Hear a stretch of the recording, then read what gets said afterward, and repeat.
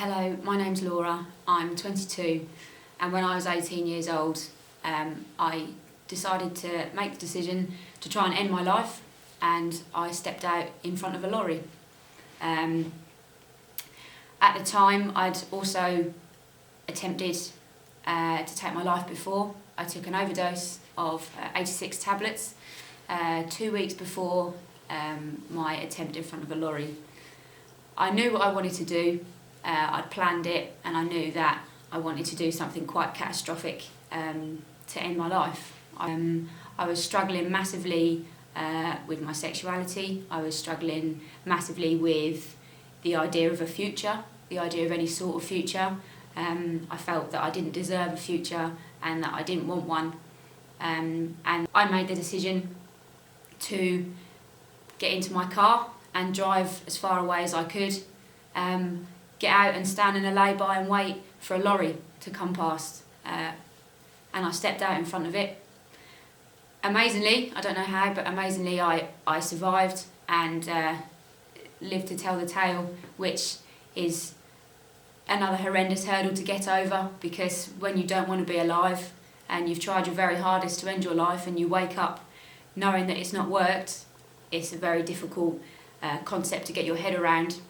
My treatment in hospital was physically second to none. From a psychological point of view, one of the worst experiences of my life, without a doubt.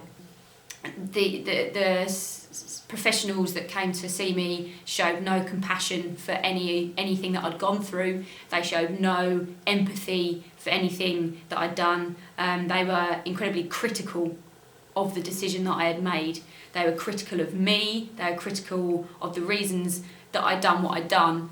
So after I was let out of hospital, I went through a long list of counsellors, of psychotherapists, psychologists that all relatively said the same thing. They never really came up with a solution. They never really assessed any sort of core issues or anything. They just generally chatted about my childhood, which in hindsight has no effect on anything really, and went through a lot of processes that are quite irrelevant in a healing process. It would have been 3 years after I tried to take my own life. A good friend that I was living with at the time, she advised me to start the Thrive programme. We found it on the internet and found that it was in Cambridge, which made things a lot easier as well, and told me to give it a go. So it looked very different to anything that we'd seen before. It looked incredibly positive straight away. So I went to go and see Rob. I went to go and see Rob in Cambridge. I've become quite reserved about the different types of help, and it's quite difficult to go in open-minded. But I went in anyway. And just a completely different approach that Thrive has to making you feel better. It's just so refreshing. It's so reassuring. Straight away, I was expecting to have to go through the usual spiel of what had happened to me, what had gone through. Literally 5 minutes, the first 5 minutes, right, what are you here for, what's gone on? And I didn't have to do the reeling off hours and hours of a sob story, effectively. We assessed why I'd gone there, we assessed that I had not got the help that I had previously needed, and we focused on why I was there. Thrive opens up your eyes to realise what a person you can be, the sort of person you can be.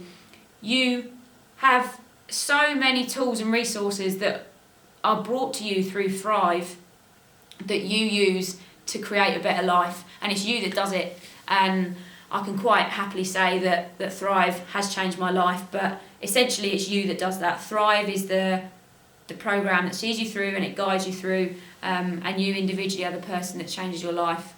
I think that it's the short space of time as well, within 6-7 weeks of understanding and knowing. The first couple of weeks, it's very difficult to get your head around changing your whole perspective, but once you have, and once you've understood that you can,